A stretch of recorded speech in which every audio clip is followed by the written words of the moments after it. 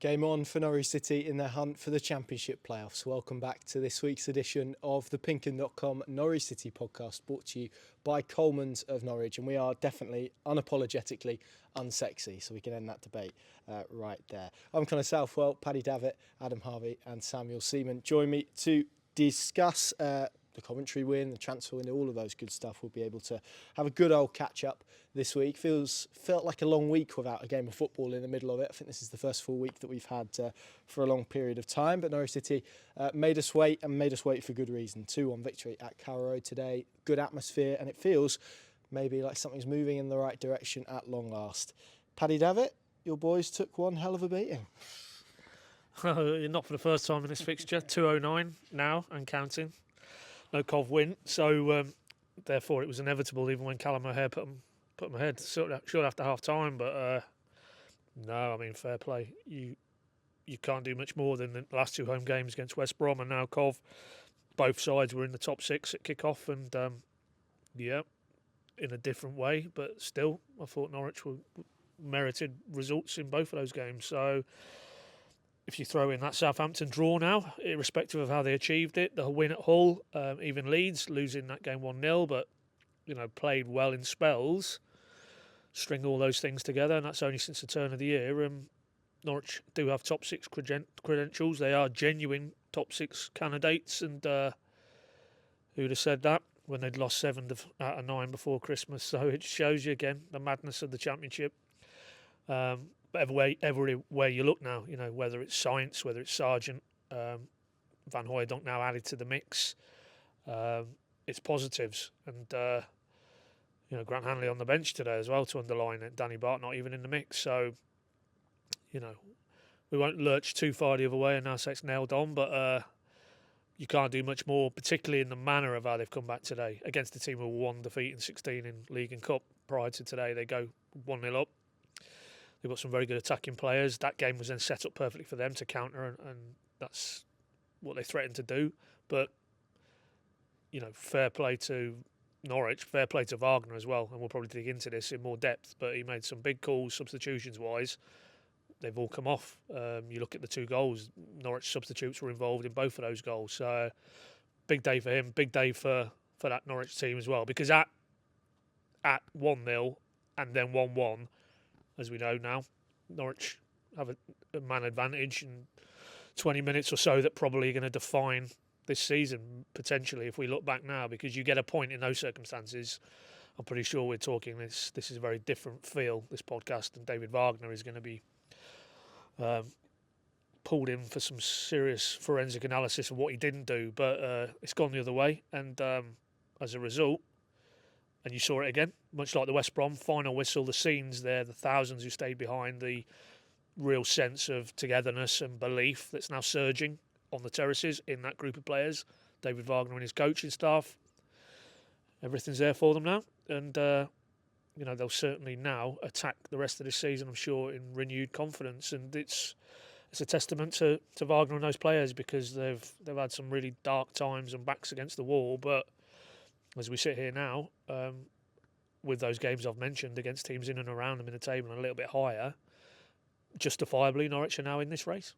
Yeah, and I mean, you focused on some of the fixtures that Norwich have had this year. If you actually go back to that Cardiff game and take if you started the league table then and took it to now, Norwich City would sit 5th, Sam. So there is evidence there and proof there of a body of work, sustained period since November to start of February, which is where we are now, that this is a team that is, at this moment in time, performing as a team that will be 5th in the table, that will get you in the playoffs, obviously.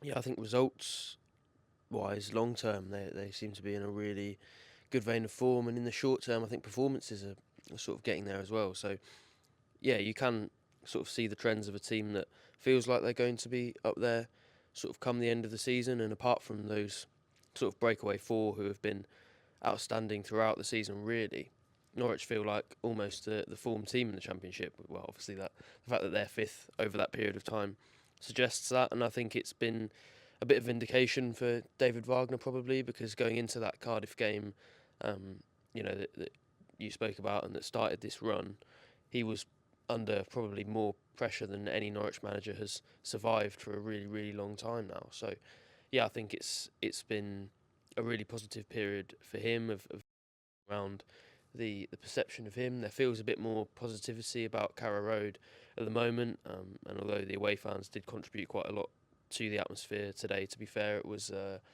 probably a louder Carrow Road than we've experienced for the large majority of the last sort of 3 or 4 years. So, yeah, loads of positives to take from not only today but sort of that longer period as well. And yeah, it feels like they're, well, I was going to say slowly moving in the right direction, but it feels like that is picking up pace now. And I'm sure we'll come on to it, but for me, there's no coincidence that those good performances have come alongside Josh Sargent's return to the team.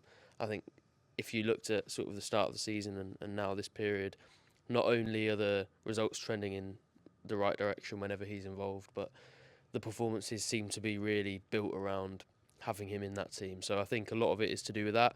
You have to give David Wagner credit for obviously his role in that as well, but yeah, it all feels a little bit more positive at Carrow Road at the moment, and I think that's what we all want, really. There was a period, Adam, in this afternoon's game, Callum O'Hare put Coventry ahead. Norwich were 6 points behind Coventry, and we know what this league is like, and we've kind of spoken about how bad that autumn run was.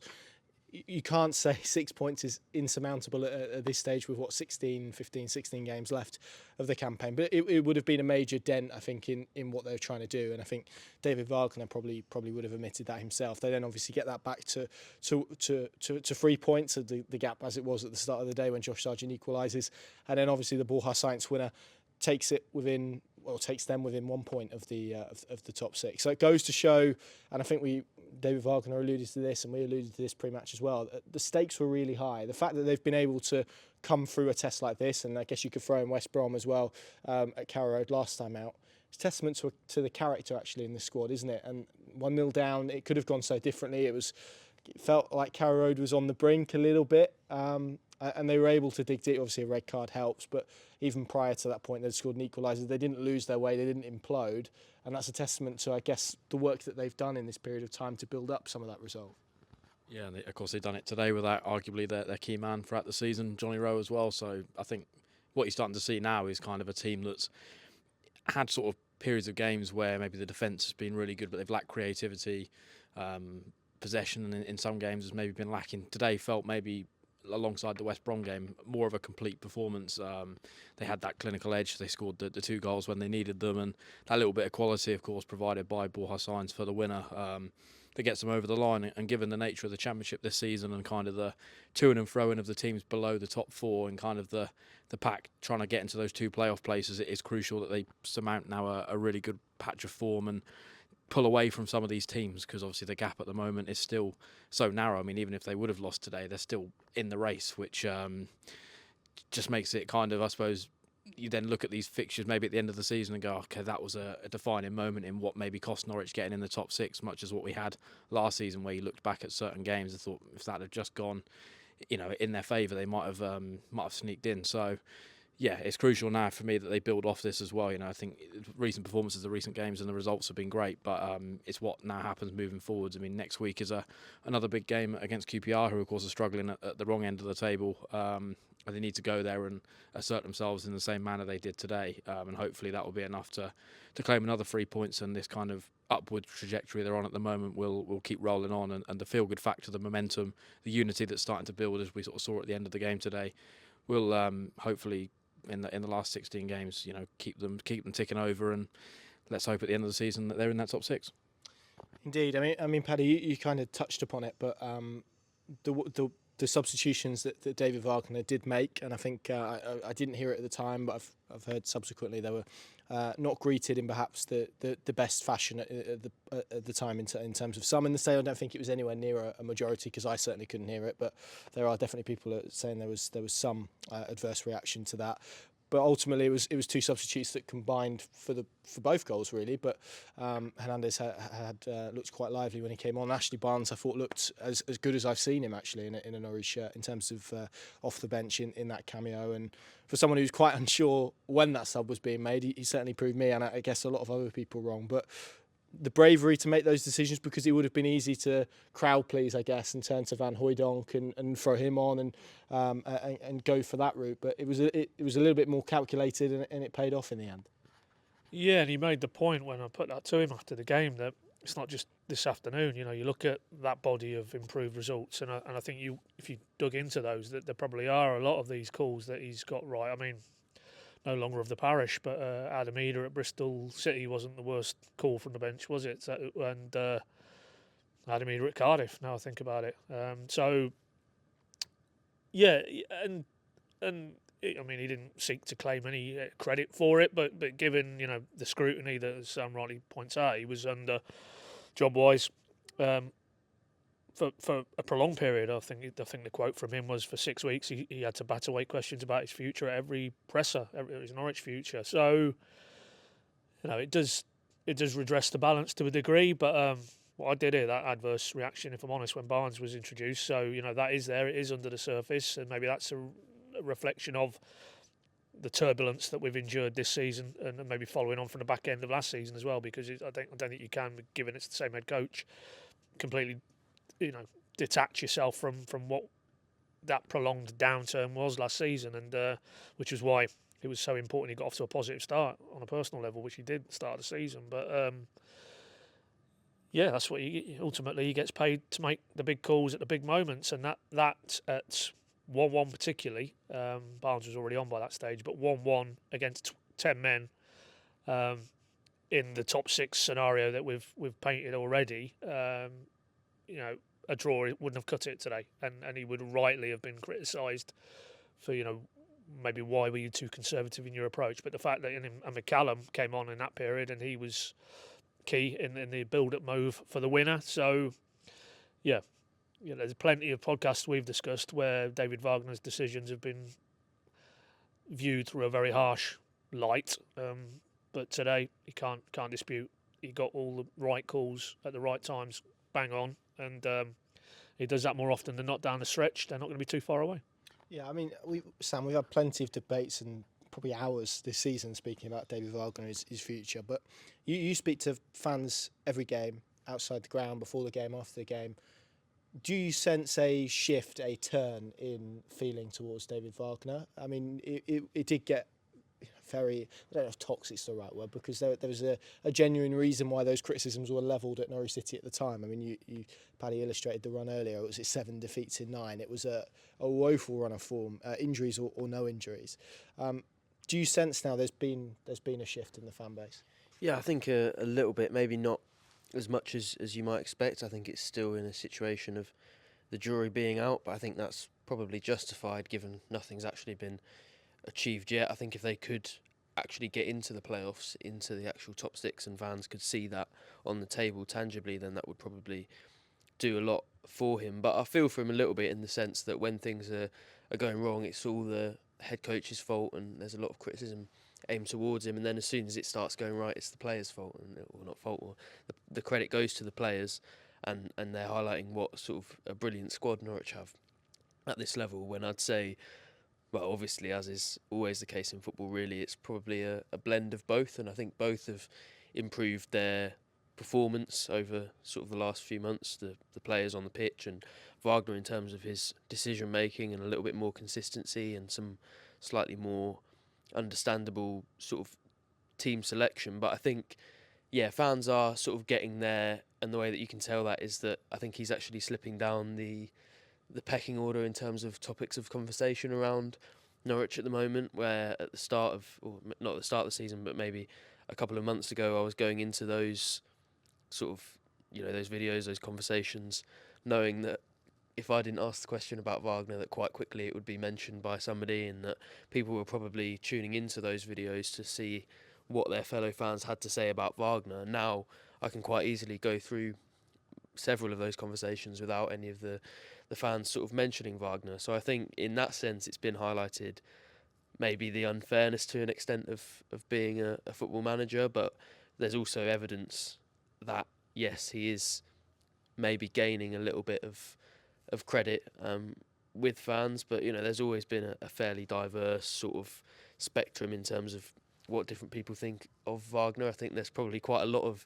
changeability in the fan base actually about how they view him, whereas with previous head coaches, sort of Daniel Farker, Dean Smith, it felt like fans were maybe more set in the good and bad times on what they thought about the head coach and where they stood on him. I think with Wagner, because it's been these long lurches of good form, long periods of bad form, there's not really been a time of consistency to establish actually what is the average level of this team under David Wagner. So, to be fair, I think if this trend continues until the end of the season, which you'd obviously expect would end in playoff qualification if they do manage to do that, then I think that tangible sign will give Wagner fans something to point at, and maybe the doubters some evidence that he is the man to take them forward. But yeah, just in the conversation, I think you can tell that he is showing fans maybe what he's capable of, just because of how much further down the topic of conversation he seems to be, which, yeah, I do feel for him a little bit in that sense, but I'm sure he knows that he's getting there now, and he probably feels quite relieved in that sense as well. It's waves, isn't it? I think as a head coach, you want to kind of be able to ride them out and make sure they never get too high that you can't quite, or you fall off the end of one. But I think you'd have certainly amongst some Norwich fans, you'd got good money on David Wagner still being Norwich City's head coach at the end of February or the beginning of February in that autumn run. So that's a testament, I think, to the progress that he's made and the team has made. And I guess, Adam, the key to that is probably a better balance between what we're seeing, and I think certainly the last two home games have illustrated that slightly. I actually felt Norwich were probably slightly better in the first half actually today than they were the second, in terms of the control and how they limited Coventry. I thought they limited Coventry and O'Hare in particular a lot better in the first half than they did the second. But there seems to be now a better balance. At the start of the season we saw it, they were too open, they were too expansive, they were getting done in transition pretty consistently. Then it seemed to lurch the other way, understandably, because if you've got a massive issue at one end, you turn the tap off, and they were then suddenly lurching to being too pragmatic and too defensive, and I guess that came to a head at the Southampton game. And just recently it feels like the blend has been a little bit better. They've been able to get some kind of attacking opportunities coupled with that defensive solidity. One hasn't come in compromise with the other, which I guess it felt like was the case earlier in the season. Yeah, of course, that's been helped by the options he's got available to him. Arguably Norwich's strongest 11 was on the pitch today, and that, of course, helps in trying to get that balance. As we saw at the start of the season, when all those players were available, they were performing to a pretty high level, and we're in the top two for the first sort of 6-7 games of the season. And it feels like maybe we're back there now. But yeah, I think you looked kind of at elements across kind of the pre-Christmas games, and they were defensively a lot better, but maybe didn't have that sort of creative output. They weren't really scoring the goals. It kind of felt like they needed one goal and not to concede to be able to win a game. Now it's kind of, they've got them players that when they do hit the counter, Sainz, as we saw today, for such a creative outlet, fast, tricky with and he's able to bring them up the pitch. I think that's where Johnny Rowe is so crucial, because I felt at times today Fashnak was another as an option, didn't really help them when they were trying to get up the pitch, and when they lost the ball in dangerous areas, they looked quite susceptible to allowing Coventry to create opportunities. But yeah, credit goes to David Wagner and the coaching staff, because the general balance in and out of possession, they look a lot better. They're creating the opportunities now. Sargent obviously is crucial to that in terms of what he does, in terms of the runs in behind and being able to stretch the play a bit. But yeah, keep this team fit, keep them performing to these levels that David Wagner's got them performing to at the moment, and tactically, making the right changes at the right time, which that's to his testament. That's what he done today, and that's what won them the game. If he can continue that, then yeah, they're going to be in and around it, and I think fans would be happy walking out of Carrow like they were today if they see a performance like that from their team. And as we saw at the end of the game, they got the reaction they deserved, the players today, and David Wagner, for what was a really enjoyable afternoon at Carrow Road. I'm going to try and sum up where I think we are in a GIF. Have you seen, when Ralph Hasenhüttl celebrated and he ran across the touchline, and it was, whoa, calm down. That's kind of where it feels a little bit like we are at the moment. There's this sense that I think there's a tentativeness, willing or tentativeness kind of, confidence maybe that things are getting better without kind of people going in two-footed yet, which I guess is probably right given the body of evidence that we've seen over the start of the season. And what I would say is I still think this Norwich team are giving big chances away too readily, really. I mean, you still had to call upon Angus Gunn today to produce 2 unbelievable saves from Hadji Wright and Casey Palmer. And at that point, the game was 1-1, and Coventry were down to 10 men. So if that goes in, then oh goodness me, it would have been quite something in a negative sense, I think. Borja Sainz, Paddy. It's actually we'll go around everyone and ask this: what was better, Anfield or the one this afternoon in terms of his goal? Well, I mean, there's either the aesthetic part of that debate or the significance for me today, hands down, because it's won them a crucial game from a losing position, and who knows where that could catalyst them to now. I mean, Anfield was a brilliant goal, and the characters involved, you know, Van Dijk backing off and Alisson couldn't get near it. You know, he'll probably put that above if you were to ask him, I'm sure, given it was Anfield and all the history that goes with that. But no, I mean, who cares? I mean, he has a majestic right foot, and when he unleashes it in and around the penalty box, it stays hit. So just need to work him into them positions now. And to be fair, after the Anfield game, David said he hoped that would kick him back on again, because we'd seen that, hadn't we, in his first 2 or 3 goals in English football. And what I would say is now, I mean, you know, he came from Turkish football with a very impressive goal contributions tally per game ratio. Well, you can start to see now that he really does have, you know, goals and assists in his locker. And, you know, if he stays fit now, I think he could be a big player down the stretch. Yeah, absolutely. Sam, which one's better for you?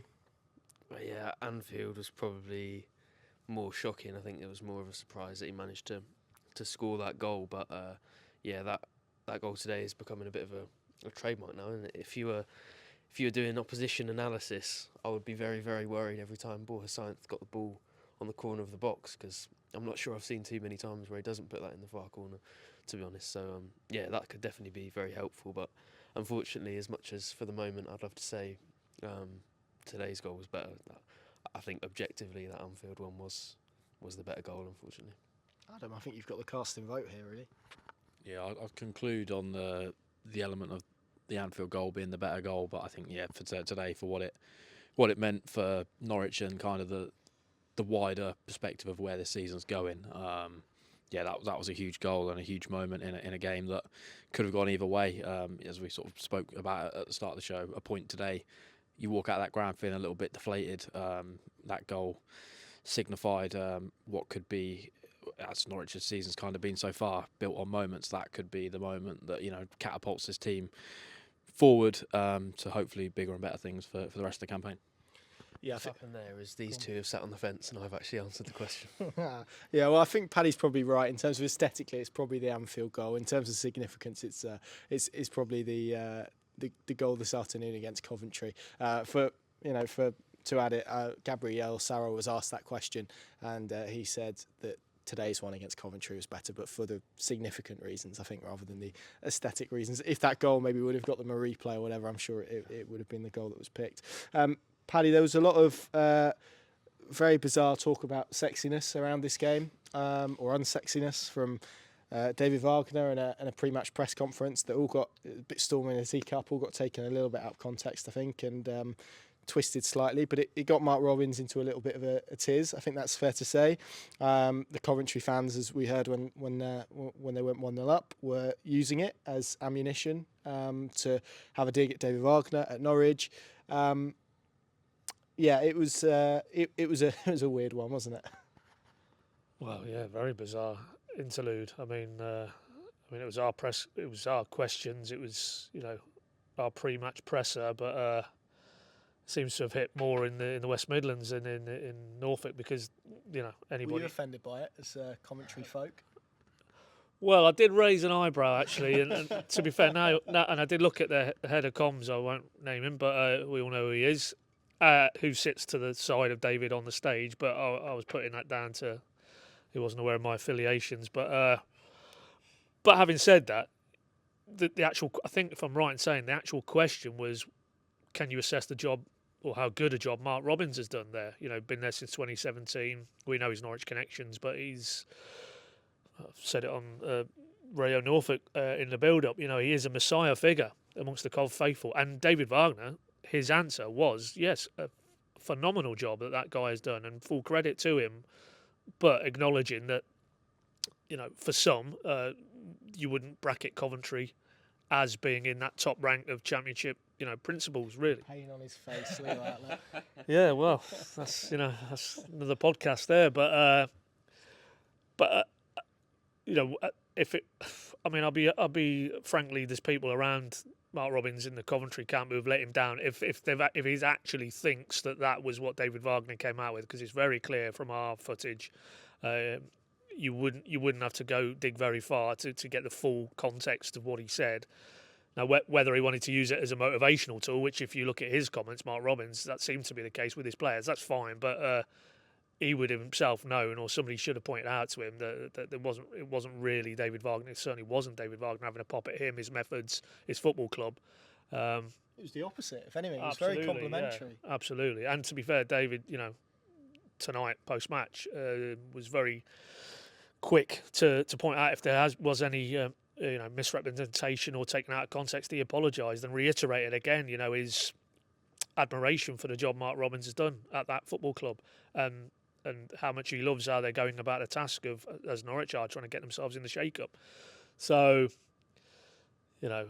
what floats your boat. I remember many years ago now, one of the Paul Lambert promotion seasons where I think there was Danny Wilson, who was at Barnsley at the time, if I'm right, and he came out with something which could be deemed as fair or taken by, if you were a Norwich perspective, I think it was something like, will they stand the heat in these sort of big type of games, or they wilt? And from what I'm led to believe, Lambert had that on the walls around Colney all during the week, and they got the desired result. They got a result, and then Danny Wilson came in, I remember, into his post-match and was saying he'd been taken out of context. So, was that when he was looking for you? That one? Well, I don't think I was in that presser, but it was relayed to me. But it just underlines that, this is a well-worn tactic, and the fact that Norwich have won the game, it clearly, hasn't had any detrimental impact from the Norwich perspective. But, as I say, go and watch the clip, and it's poor. It's poor if Mark Robins has been informed incorrectly that's what David Wagner came out with. So, certainly their fan base felt that was the way it had been construed, and that wasn't the case at all. But that's the world we live in. Social media has a life of its own, and fragments of things can be taken and twisted and put out there in a different sense or viewed through a different filter. But yeah, I thought it was a very sexy game of football from both protagonists, if I'm honest. I enjoyed it a lot, even though maybe with my personal hat on, I'd have preferred Cov to get a result. But I think there was plenty of, sexy moments in that game. I mean, Borja Sainz, you cannot tell me that wasn't a thing of beauty. So, there you go. But as I say, I mean, if Mark Robins took it that way, then so be it. But I think David Wagner had words with him after the game, so one would hope that's all been smoothed over. Let's roll on for maybe, you never know, Wembley playoff finals, not beyond the realms. That'd all add to that. I'd certainly sign for that now.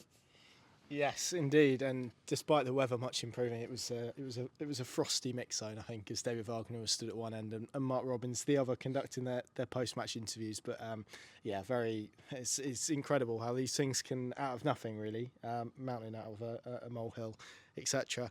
I think that's the end. I don't think we need to say any more about sexiness or whatnot. Sam, I know you wanted to talk about Josh Sargent and not just today, but his impact more broadly. And look, the numbers are there to see, aren't they? Norwich are a much better team with Josh Sargent in it. Yeah, it's almost, not to bring undue negativity, but it's almost to the level of worrying about their dependence on him at this stage, because, you look at those results and it's literally, with him they're a sort of promotion level side, and without him they've been sort of bottom end of mid-table, and that's being generous. So I think that tells you what sort of impact he's had. Wagner spoke post-match about, how much they missed him, and I think that might have been a nod to the sort of injury crisis comments he made throughout those struggles, and maybe the fact that it was a little bit out of their hands when things were going poorly. But just to speak to the capability of the player, he came in, and in the Premier League, especially playing off the right wing, I don't think anybody thought, even in the Championship, that he would be producing these sorts of moments. But maybe it's evidence that he should have been sort of through the middle all along. Yes, there was Tamer Pukki at the club, but arguably he didn't suit the style of play once Daniel Farke left, and Sargent's had to bide his time. But ever since he's been playing through the middle, it's not just been goals, which have been consistent when he's been fit, but also the quality of performances and how important he is to that. He was almost the entire structure of attacking in that first half, especially. There wasn't much movement from sort of the attacking players behind him. It felt like whenever the centre backs or centre midfielders got on the ball, it was just looking up to see what sort of movements Sargent was making. And there are obviously some negative elements to that, but in terms of the sorts of levels that he's reaching, it's probably not too long before sort of higher level clubs are sniffing around him and paying attention to what he's producing, because he's still young, still got plenty to learn. At 23, he's one of the younger players actually in the Norwich squad at the moment. And you look at sort of Adam Ida's career, he's very soon to be the same age as the American, and he's sort of struggled to make anywhere close to the same impact as Sargent. So I think that shows quite how much he's improved sort of throughout his career, and especially throughout his time at Norwich. It'll be interesting actually to see if either he does go up with the club, or if he ends up at another one at sort of Premier League level, whether he could take this momentum into that, or if it is just a sort of Cameron Jerome situation where he's very suited to the Championship, where he can thrive at this level. But yeah, make no doubt about it, if he gets another injury, touch wood, well, he would, but if he does get another injury, you could probably say that would put paid to their sort of playoff bid, because he's been the difference between. I mean, maybe it tells you a bit about the quality of the Championship this season, but he's been the difference between a team that's fifth in the form table over the last few months and a team that was probably sort of 19th, 20th best in the division at the time that he was out. So just an absolutely enormous impact, and as Wagner said, he's vital to them, and will be if they're to get anywhere close to this sort of playoff race. In part 2, we'll be bringing the heat. We'll be talking about Big Sydney and deadline day and all of that good stuff, QPR as well, next week. See you in 2 seconds probably. You're listening to PinkUn.com Norwich City podcast after their 2-1 victory over Coventry on Saturday, brought to you by Coleman's of Norwich, the very best condiments around. I haven't got any new ones, I'm afraid, for you now. I think we've burnt through all of those with applesauce and whatnot, but very good mustard. So there you go. Which leads us on nicely onto our Bring the Heat segment. I'll give these guys a little bit of time to think, because obviously I knew I was going to do this and they maybe didn't. So I'll kickstart. I'm going to go with Ashley Barnes today. I thought in a very difficult game, and actually he's had some up and down performances. He's had critics. I've been a critic at point. I thought it was a very good performance, very good centre forward performance, actually involved in 2 goals. And even though maybe he wasn't particularly a goal threat, I think he connected Norwich City's midfield and their attack quite well, actually, in a point where they needed to. And obviously you can see that with the first assist. If we're being a bit kind, if we're calling that an assist, I think. But definitely the second one to it was more the passing to Sarah for the first goal that was impressive, and then obviously the one to hold the ball up and tee up Sainz for the second. So I'm going to go for Ashley Barnes. Sam, let's come to you first. Who bought the heat for you this afternoon? Paddy should like this one. I'm going to go for the Cov fans. I actually thought there was a pretty good atmosphere at Carrow Road today, and although I spoke earlier about the fact that Norwich's form in recent weeks and their performance did help bring that, I thought, especially with the sort of, I know we weren't going to mention it again, but the sort of sexy comments and the role that played in the back and forth between the 2 sets of fans, I thought both sets of fans sort of spurred each other on, and it was nice to actually be in that sort of atmosphere at Carrow Road, because it's been a while since we've seen that there, and I thought the Cov fans, actually, to give them credit, played a big part in that. Adam, let's come to you. I want to go with Angus Gunn. I think, given kind of the nature of the game, and he didn't have a lot to do, but in the moments that he had to provide big saves, he was there, and that just goes to underpin the point really that I think for me he's the best goalkeeper in the Championship. And if you look at kind of the body of evidence over recent games, I mean, you go back to the whole game, he was crucial in that victory. Southampton, look at the amount of efforts they had on goal that day. Again, sublime. And yeah, it's one of them where, again, we spoke about Sargent and teams might be stiffing for him. I think Angus Gunn's another one. He's a Premier League goalkeeper in waiting, and I think just enjoy him while he's here because he's a top goalkeeper. Yeah, could definitely do with getting him on a new contract. I think he's one of the 25ers, isn't he? There's quite a few of those, so that would be quite handy to sort that maybe before he does quite well in the Euros, I would suggest. There was a good save in the first half as well, where I think most keepers maybe would have caught out by Hadji right at the near post, but actually it was a really good kind of agility to spring himself. He took a step the other way, so to spring back and push that wide was a good save as well.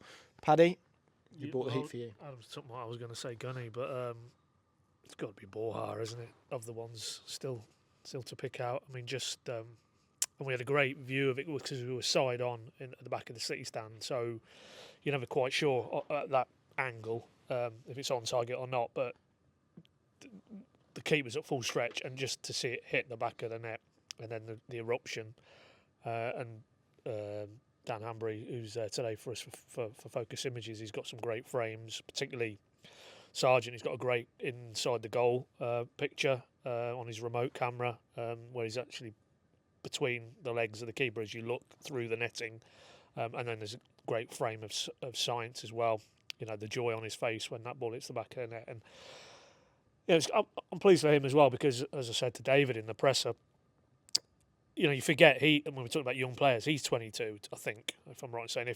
If not, maybe just turned 23, hasn't he? But new country coming in, want to make a big impact. Then he gets injured in pre-season, and effectively that wrote off the first half of this season for him. I know he came in and out just before Christmas. He had his episode at West Brom, which he'll learn from, and that sending off there. But everything that we felt when it was first unveiled in the summer, and you thought, well, that looks an astute piece of business. The way they've engineered that, exercising the release clause from a relegated club in Turkey, but his age, his profile, where he plays on the pitch, the goal contribution element, all of that felt, this guy could be a bit special.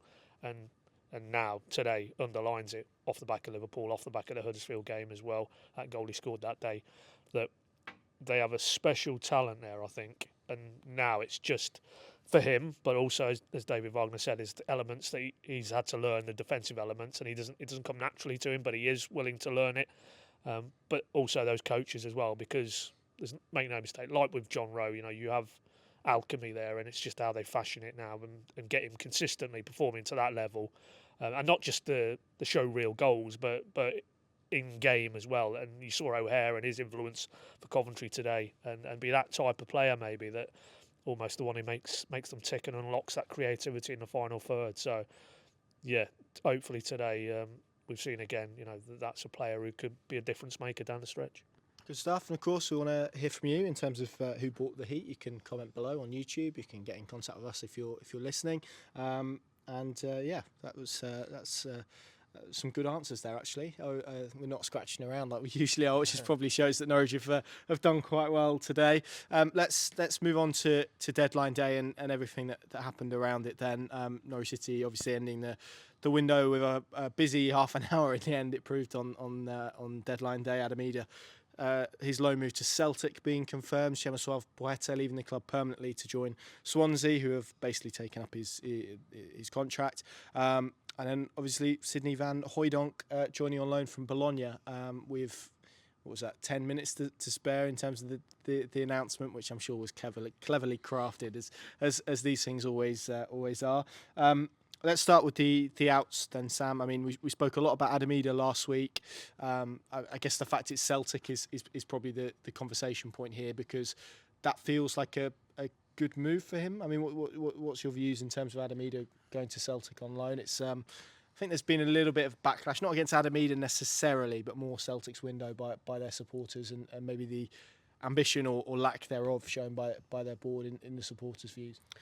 Yeah, I think for him on a personal level, it will definitely be a very pleasing one. He's already spoken quite a lot about the fact that he sort of grew up a Celtic fan. He said that when Norwich played them in pre-season at Celtic Park in 2022, that he said to his teammates at the time that he could see himself becoming a Celtic player at some point. And you know, when you take into account all those reasons, especially the fact that he was quite keen to get out on loan. You know, David Wagner's confirmed that in his post-match today, but it was sort of quite clear, speaking to a few people around the deal, that that was the main driver behind it, was Ida's sort of desire for some game time. So I think it ticks off some objectives in that sense, but in terms of the actual amount of football that he'll be getting and the amount of minutes, yes, he's managed to get out of Norwich, where maybe he was quite firmly behind Josh Sargent and also Ashley Barnes, who's definitely a favourite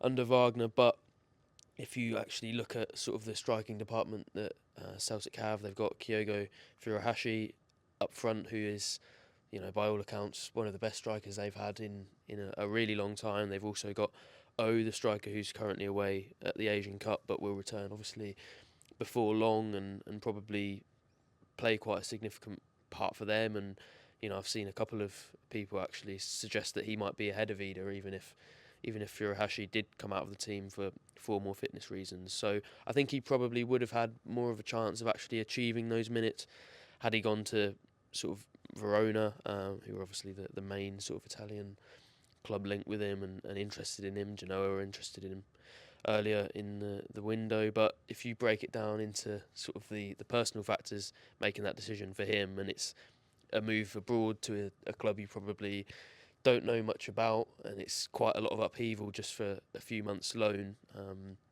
versus, you know, just moving north of the border, staying in the UK, going to a club he obviously knows very well from supporting them in his childhood, and the fact that it is his boyhood club.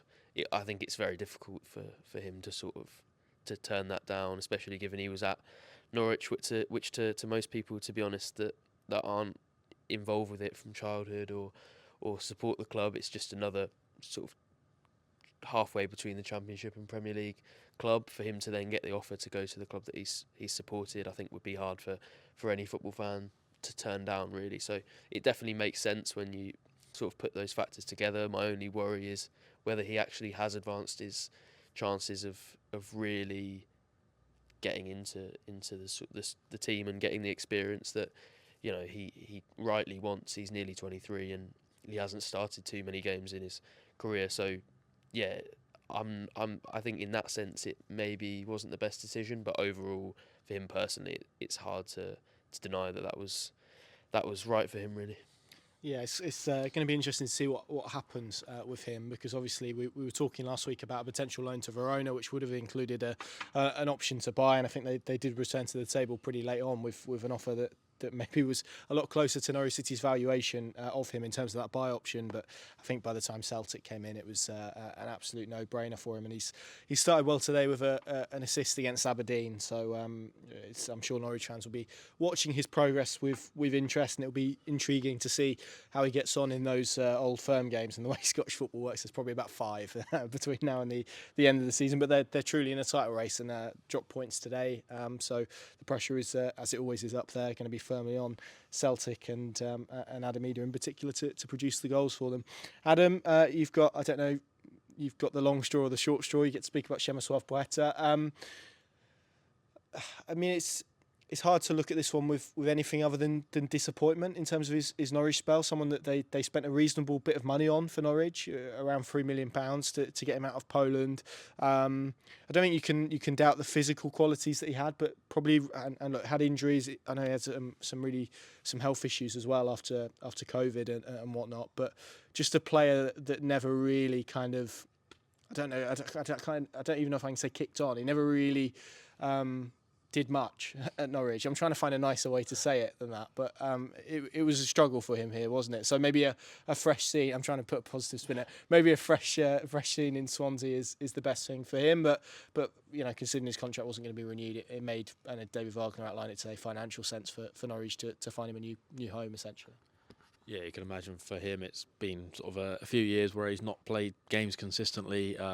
You know, he's still a relatively young man. I'm sure he wants to try and progress his football career, and ultimately, you know, given the contractual situation, he wasn't going to be continuing that at Norwich past the summer anyway. So get yourself out the door, go and play some football. And you know, Swansea typically play a decent brand of football. So I think there's a few alignments there from maybe what he was used to at Norwich in terms of sort of a style of play. Whether they can unlock any potential in him is yet to be seen. He definitely had like the raw minerals you need to be a good winger. He had the pace, he had the physicality that you mentioned. It probably was that end product which kind of makes or breaks whether you're a good winger, whether that's in the Premier League, the Championship, whatever division you're playing in. It is that output of goals and assists which we're getting from John Rowe, we're getting from Borja Sainz. Unfortunately, we didn't really get that from Shemi Plaheta. You kind of then have to question the recruitment when they brought him in. Yes, all right, he had a decent track record in Poland, but I think that was one that was mainly done via data. Whether they actually went and locked eyes on him enough to really make an informed decision on whether he would work for Norwich and what they were trying to do under Daniel Farker at the time is a different story. Of course, got off to a pretty good start with the goal against Preston, but yeah, it never really kicked on. And yeah, wish him the best of luck for the rest of this campaign and moving forwards in his career.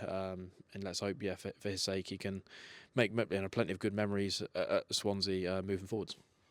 Yeah, not his fault, but there's part of me that's quite glad I don't have to type Shemiswalv anymore. That's a difficult one to get your head around. There was a point where I nailed it, and then he was injured and went out on loan for a while, so I didn't have to type it for ages. And then he came back, and it was like, oh goodness me.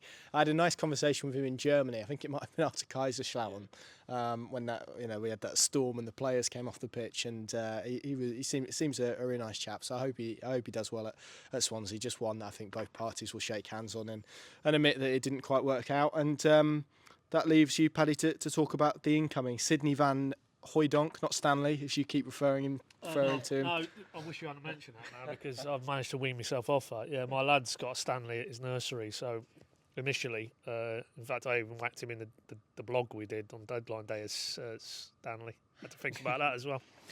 But Sydney, now he's very think Australia. Now he's very firmly SVH. Yes. So we'll keep it at that. Yeah, it's a big boy, isn't he? Yeah, do you want to tell the viewers / listeners about your theory about his running style, Connor? We'll leave that for another day. I thought it was interesting. Okay. I think it's one to observe. Fair enough. But I mean, clearly knows where the net is. I mean, in terms of a signing and whatnot, it's an interesting one because you look at him and his career. He's not a player that I guess in many other cases that Norwich have signed that is really big in terms of pressing and his data in terms of turnovers. That isn't quite there. But in terms of his penalty box play, my immediate kind of comparison, not comparison, but kind of stylistically, the player that I thought was kind of a Jordan Rhodes type. Do you know what I mean? In terms of maybe in and around the box, there isn't that kind of link up or energy that maybe a Josh Sargent brings you, but really comes alive in the box. And I think you see that from maybe his statistics in Dutch football in particular. Yeah, well, I think he said himself, didn't he? It was about 30 goals in 60 odd games in the Eredivisie. So and I think that's pretty comparable to the top end of the Championship, if I'm honest. I think the Serie A, clearly technically and quality level, is many, many levels above the Championship. So I'm not unduly concerned that in between that purple patch in Holland and this season in Serie A, he's found it tougher going in terms of game time, but also goals. Put it to David after tonight's game. What is he? For the people who don't really know and haven't really drilled down into what type of striker you acquired, loan obviously, but potentially with a view to a buy. He said, yeah, in the box, his goal record would tell you that, stating the obvious, but he feels he has more of a rounded game and that he can be decent maybe in build-up areas, and time will tell. He's certainly physically a huge presence. So, yeah, I think it's very exciting because I look at him, I look at Sargent and their age and profile, and you just think if you could get those two harnessed, what an attacking spearhead that could be. Do you think Sargent might become a little bit deeper? Well, to be seen, isn't it?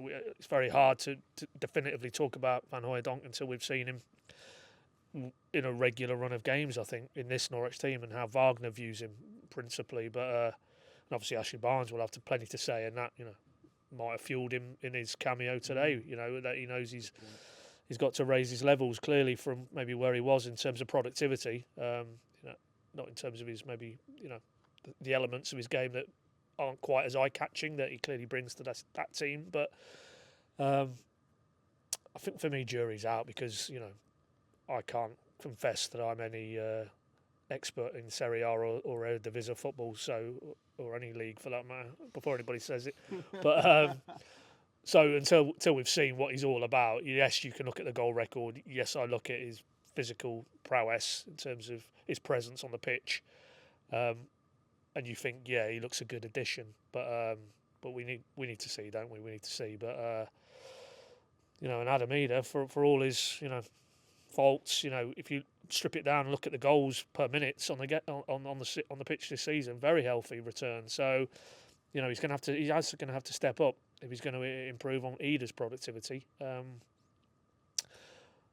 But yeah, you have to be fairly excited by a player who's effectively a Serie A asset, because that's one of the top leagues in Europe. So if he was deemed good enough to be recruited by Bologna, he's got something about him. And as I've said to a few people, if he turns out to be half as good as his old man, then they've definitely got a player on their hands. Yeah, I can't really remember Pierre, but it sounds could take a free kick, couldn't he? So that's But I mean, he was in the Dutch. I'm pretty sure he was in the Dutch squads at like World Cup '98, 2000, 2004.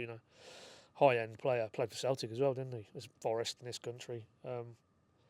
So he certainly's got the right pedigree, but doesn't always follow, does it? But we'll see. But I mean, I don't profess to look at it through the eyes of a Norwich fan, but I did detect when this was becoming apparent in the last few days of the window, and then obviously they got it over the line. And you saw it today, the reaction today when he came on the pitch and when he came to warm up. Genuine excitement, I think, and maybe a little bit of optimism that, I like the look of this signing. It feels like a good signing. It feels like a progressive, kind of under the radar type signing, maybe in parallels with Sainz, in terms of they haven't gone for a tried and trusted and an experienced old head. No, they've tried to do something a little bit different out of the box, and moving it forward, it might give us a little glimpse into how Napa views recruitment as well. So, quite enthused by that, but time will tell. He saw the sights of Colney, didn't he? The soccer bot and the Dessa pitches. I mean, he's seen all the sights. The wall as well. Don't forget the wall. Yeah. His name will be on that now. It will indeed. Yeah, he's probably gone back there to put it on there now tonight, hasn't he? So no. Well, I liked his reaction when he saw Carrow Road for the first time. He was very taken with the higgledy-piggledy nature of the stands, to paraphrase. Either that or he's a good actor. We don't want to take anything out of context. We don't want to be accused of that. He seemed. And I'm sure today, now he's experienced it. Funnily enough, I did just happen to catch, as I looked up as they were coming back inside after the game, and he was wreathed in smiles, his face, a broad grin. I mean, it was almost like, oh, I like this. I like this vibe. I like the atmosphere that was generated. I want to be part of this. And, again, on top of Sainz, on top of Sargent today, you add him into the mix again. It's been a very good afternoon, I think. Yep, agreed. And it's going to be interesting to see how he gets on. And obviously, I'm sure in the weeks to come we will see and learn a lot more about him. And definitely that his name is Sydney and not Stanley. Yeah. QPR then, Sam. Before I take it into a completely different direction. I mean, it's again, it feels, I don't want to say banana skin, but it does have that type of feeling around it, doesn't it? After the Lord Mayor's show of what's been quite a big few weeks for Norwich City. Yeah. And for all of kind of the positive talk that we have had today, and rightly so, and rightly over over their body of work over now a couple of months or so, it is. I guess they're still not in that top six, are they? So they've had to achieve, or they've had to do what they've done over the last 2 months to put them within touch of the top six. It's now about whether they can take the next step and push themselves into it. And these are the type of games that if they want to do that, they need to be winning. Well, that's exactly the thing, really, is...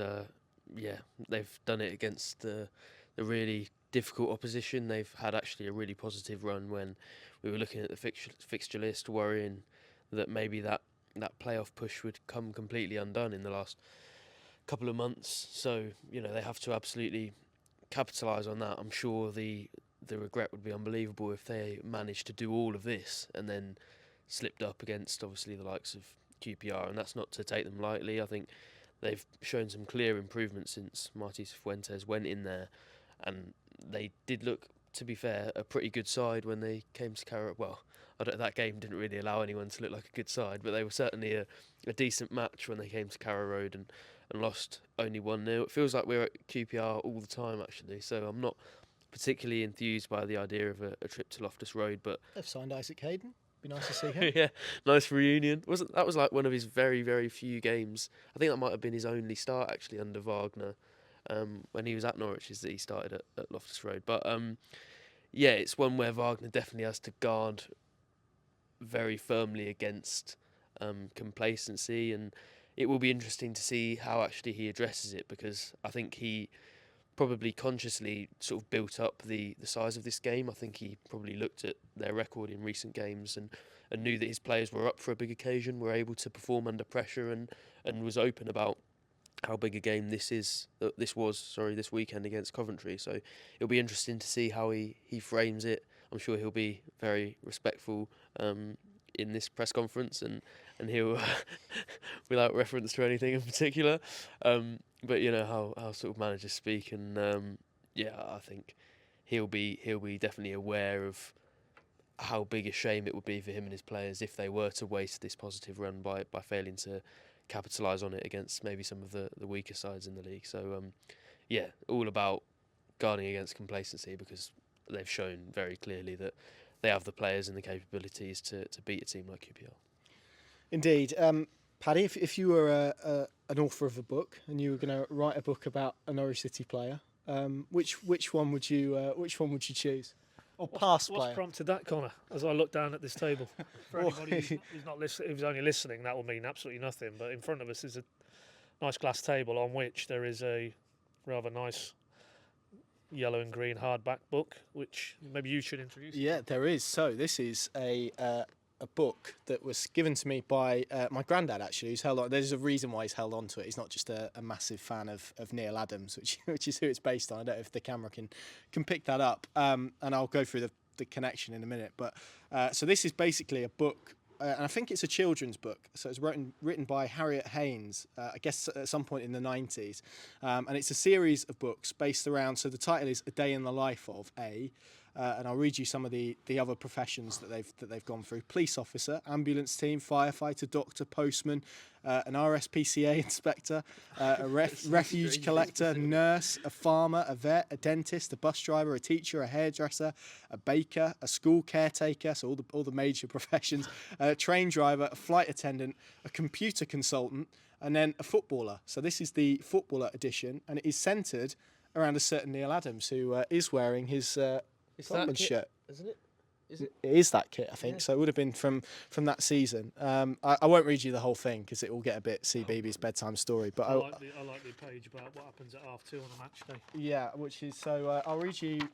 So there's a little bit. So I'll try and hold it up. I don't know how much or how well that's going to come across on the camera. It's horrendous, I know, for audio. But there's a nice picture of him in a BMW outside Colney, and it says Neil Adams is a footballer. He plays for Norwich City Football Club. The day before a match, Neil arrives at the training centre at 9:30 a.m. Then there's a little bit about going to see the physiotherapist, which would have been Tim Shepherd, would it? I think at that point. And then there's him on a machine that looks like a desktop fan is the only way I can really describe it. But I guess it's some type of exercise bike from the 90s. There's a little bit on training there. You can see lots of images there in bibs and cones and all that good stuff, and practicing dribbling. But I'll get you up to match day, which is there's a nice picture of him eating some food. I don't know what he's eating there. Looks like something with mash and gravy, and he's having a nice orange squash with that. So that's nice to see. This is the best one. So this is page 12 of A Day in the Life of a Footballer. It says at 2:30 p.m. Neil and the rest of the team are changed and ready. They come onto the pitch to warm up. Can I have your autograph, Neil? One fan asks, and then it goes on to talk about the players stretching and whatnot. Norwich win this game. I don't actually know who they're playing in the picture. Someone in red. It might be. I've got a feeling in my head it might be Cheltenham. I think it is, and they win 5-0 apparently. So there you go. But the very loose family connection is there's a picture here of a juggler. That's my uncle, who's a show off, and he's a professional children's entertainer now. But he's juggling, which is why we've kept hold of this book. But it's very random that it's based on Neil Adams, and he handed that to me, and I thought that's very odd, and we can use that on a podcast when they win. So there we go. So a book based on Neil Adams, Adam, and you're going to take it home and read it before you go to bed tonight. You told me. I was going to say I'd have been rushing to the shops to buy it if you hadn't offered me that opportunity. To be honest, that is probably the most random book I think I've ever seen. Didn't know it existed. I wouldn't have known if it still existed if you hadn't have told me. So I'm very grateful to your granddad for allowing me to now know that Neil Adams is a star of a 90s book. Who would you base it on now, Paddy? If you had to pick a Norwich City player, who would you go on for a day in the life of a footballer? Who would you like to learn a bit more There's about? only one, isn't there, from a character point of view, the Cuban baller. Mind you, we probably feel like we already know his life. You know, he like drinks a lot of coffee, doesn't he? Likes his coffee, yeah. Yeah, so maybe not him. Let me think. Who'd be a bit edgy? Shane Duffy, that would be my Big one. Grant. Grant Hanlon. Yeah, he'd soon, I'm sure, point out if he wasn't happy with the autograph hunter at 2:30 on a prior to kick-off. So yeah, no. To be fair, I don't really want to read any day in the life of any footballer sure? if it's as riveting as that. There's some nice bits in the back about how to exercise properly. To be honest, I'd rather read the day in the life of the RSPCA inspector, if I'm brutally honest. There you go, the day in the life for an RSPCA inspector and a day in the life of a footballer based around Neil Adams. There we go. That's probably quite a surreal way to end the podcast, but we will end it there. A brilliant win for Norwich City this afternoon. Playoff hunt firmly on, and let's hope in a few months' time we reflect on today as the day maybe where their season changed. Thanks for watching. Thanks for listening. Thanks to our sponsors, Coleman's, and we'll see you again for the next one next week. See you soon.